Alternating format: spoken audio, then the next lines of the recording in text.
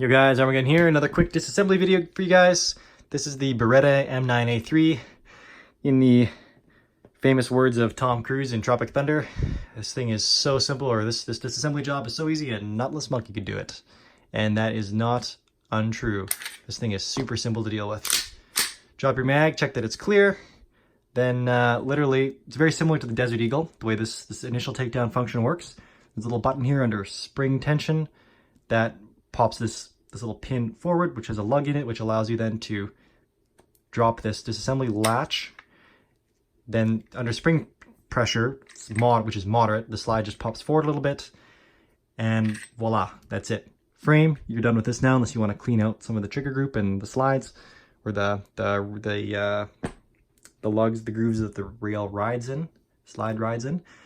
And this is your slides. You'll focus on this. So here, the next thing.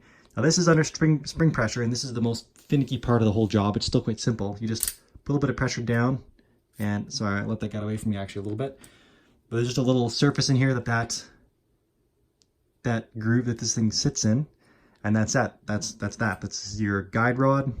This one's just plastic, and your recoil spring, and your barrel.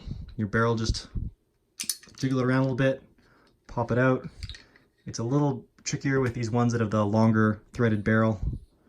But that's it. There's your barrel. You can clean that out. You can clean out your slide, your bolt face, everything. Super simple, and that's it. So reassembly is basically just as easy. Get your barrel in first, get it all locked back nicely, and then get your recoil spring and pop that in spring first into this little pocket, and make sure this gets lined up nicely with that shelf, and it should be self-retained.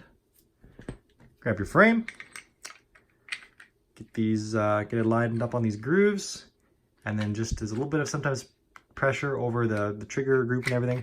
Never force anything, but sometimes you just have to go back and forth and give it a little bit of pressure to make it go. That's fine. About here is where it's going to grab tension, and then just pull it back just enough to get this latched right here. Pop that latch back in, and you're good to go. So I'll just really quickly do this again, just to show what actually is going on with this latch.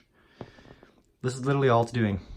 There's a little falling block in here, a rotating pin, and it's shaved on one side and not on the other. So when it's down, this is all flush, the slide can move forward. When it's up, you can see that surface is raised, and it's then blocking it.